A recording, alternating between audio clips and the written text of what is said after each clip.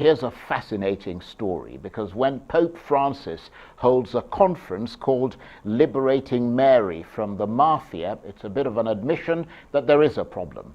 There are historic links between organized crime and the venerating cult of the Virgin Mary, traditionally the intercessor between Christ and fallible humans, so there's obviously a bit of an issue here. The Pope thinks that the Virgin Mary is being exploited by the Mafia for their own illicit ends, and he's launched a new Vatican group to fight the mobsters, as well as a conference titled Liberating Mary from the Mafia. The Catholic Church in Italy has long been associated with the Mafia, thanks in part to their post-war common cause against communism. While some Catholic priests have courageously opposed the mob and paid for it with their lives, others have been called to explain their celebration of funerals, weddings and other sacraments for Mafia dons, as well as acceptance of their donations and participation in their religious processions. Extraordinary, isn't it?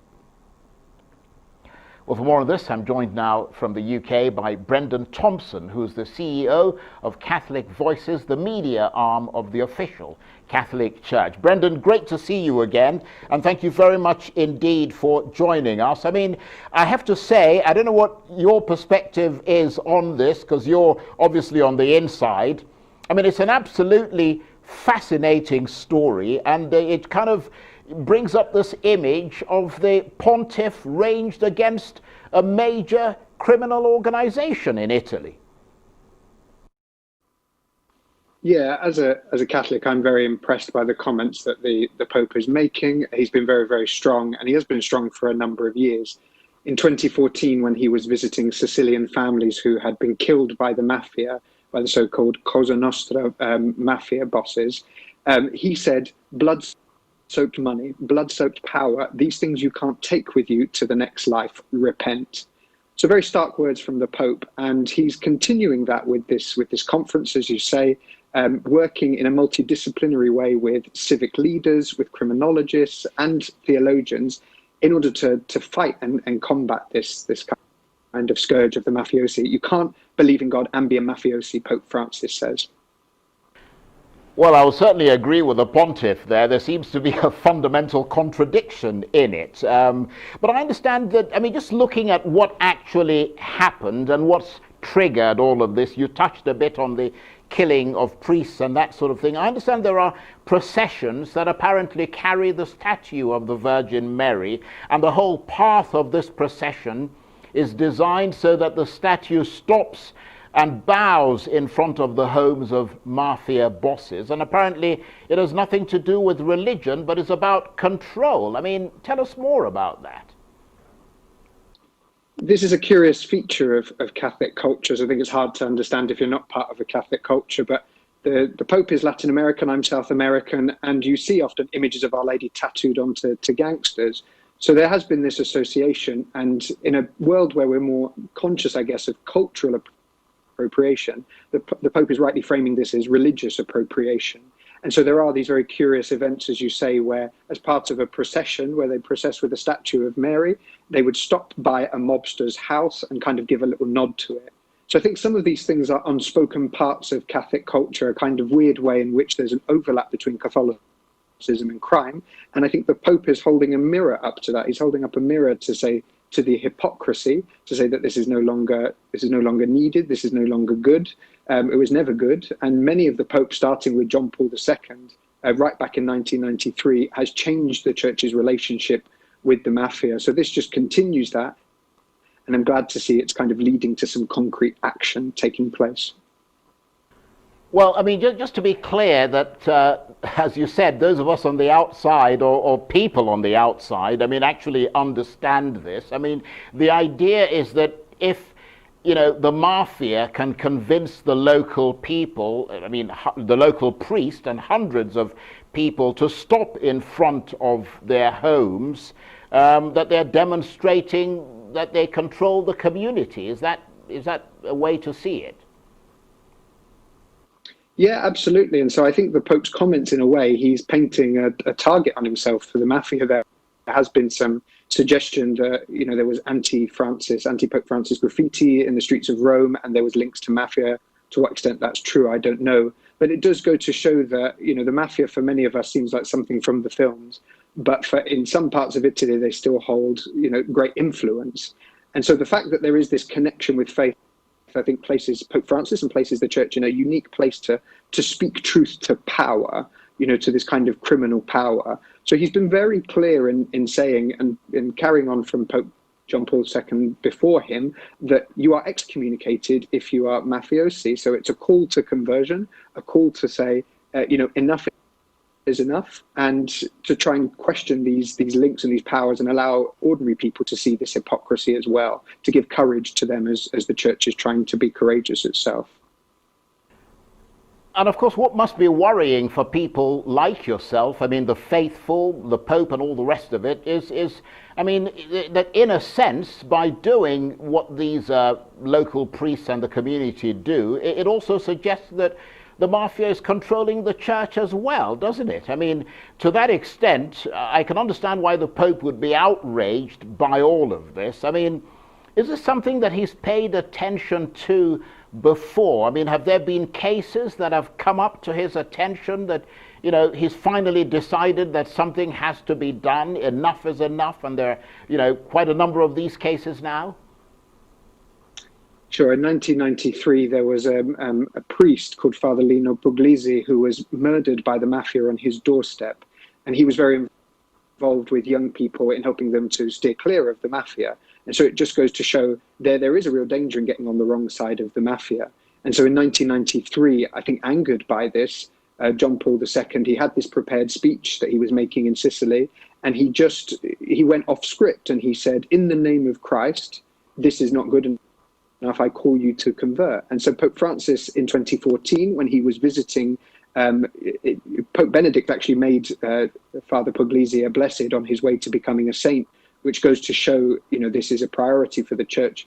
And Pope Francis has continued that in 2014 when he visited those families who have suffered, who have been killed because of the mafia, and also to underline the life of Puglisi, that he's a kind of model for what the church should be doing. It should be offering a chance for people not to be involved with the mafiosi, but also as an influencer, the church has a duty, I would say, because it's offensive the way that, as a Catholic, I find it deeply offensive the way that it's used. And so this is encouraging. The conference that's coming is going to be a yearly conference to show what the work of the department is doing to kind of this anti-mafia task force. So it'd be interesting to see how they work collaboratively over different disciplines to try and bring an end to this.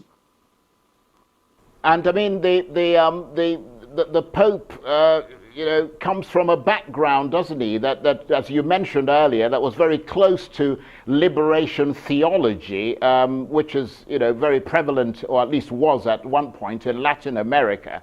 So his language appears to suggest liberation for the Virgin Mary from the corruption of the mafia, doesn't it? So yeah, and it's been echoed by the head of the department that's helping to put together this task force, who said this isn't religious, this is superstitious. And so there has to be a distinction between theology on the one hand and what this is, which is religious appropriation. It's using images in a deeply offensive way. And so Francis is right, I think, in this crusade to, as he says, free the Virgin Mary from this kind of religious idolatry. So it's a weird kind of curiosity of Catholic culture, but I think in many ways, over many cultures, we see how religion is used in these kind of power plays. Religion can be a convenient scapegoat for some, and for others it can be, as in the case of the mafia, a kind of veneer, a religious veneer, or a ploy or a plot to control people. So I think any way of using religion, positively or negatively, as a kind of power play, I think this is a rejection of that. Well, I mean, I can see how a reformist pope would want to reform this. I mean, is he, though, giving individual support to priests and nuns who've tried to take on the issue before? Because, I mean, surely he can't be the first person who's scandalized by the Virgin Mary being hijacked by criminals. Sure. So I think highlighting a figure like Father Puglisi is a way of kind of giving credence, of giving a platform to those people who want to work. So, the church is also saying that it's open to working with other competent civil authorities, so legislators, criminologists, through this anti-mafia task force. So it's saying that the church doesn't want to work on this alone, it wants to work with others.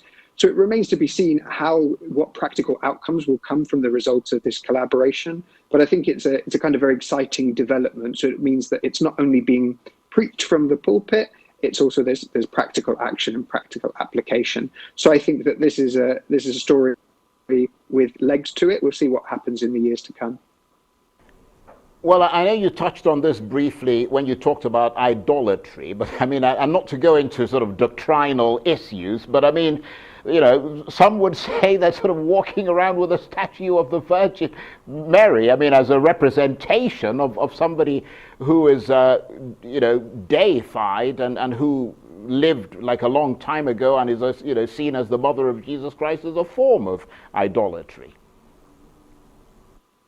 Sure. I mean, in the Old Testament, idolatry is explicitly condemned, but also in the book of Exodus, few chapters later, we see that the Ark of the Covenant is asked to be adorned with statues. So it's not statues that are prohibited, and the statues of the Virgin Mary are not worshipped in a certain sense. They're meant to be, an analogy could be a pointing finger. You don't look at the finger that's pointing, you look at what it points to. It points beyond itself. And so Marian theology, so talking about Mary, always leads to her son. Her last recorded words of the gospel were, "Do whatever he tells you," at the wedding feast of Cana. So that sums up what the authentic Catholic kind of teaching around statues of Mary. It's not worship, it's not idolatry, it's use of religious images, which can be a really beautiful aid to prayer. Well, I think, we'll agree on that one for the moment. But Pope Francis is a bit of a first, though, isn't he, Brenden, in acknowledging the work of priests on the streets in southern Italy against the Mafia? Because I understand that until recently, a lot of these street priests were not really welcome in the Vatican. I mean, are you able to shed some light on that and how Pope Francis has apparently changed things? So it's certainly true to say that Francis, in the various reforms he's been trying to do since being Pope, has wanted a cultural change within the Vatican. So you often see him in various of his priorities. So, making sure that there's places for refugees to come and stay within the walls of the Vatican. He often will just go out and call people directly. He'll have the homeless living in the Vatican. So it's no surprise that, as you say, when it comes to this issue as well, which is obviously important now in the pontificate of Francis, that he wants to change the way things are accessed, that the church isn't just this kind of distant institution, that actually it's practical, it's with the people. And certainly Francis, as a Latin American pope, is a very different style to other popes. I know as a Latin American, Latin Americans are very, very chatty, off the cuff. He's a very gifted communicator. And so when it comes to trying to change this culture, certainly when he comes to trying to support and vindicate people, he doesn't mind, reaching out to the individual, so to speak, to kind of give individual support, which he clearly has in this case as well. And being in the UK where you are, I mean, predominantly a Protestant country, I mean, do you feel a bit remote from things? I mean, we've got about 30 seconds before we have to take a break. Yeah, we're a small dynamic minority, about 8 to 9% of the UK population.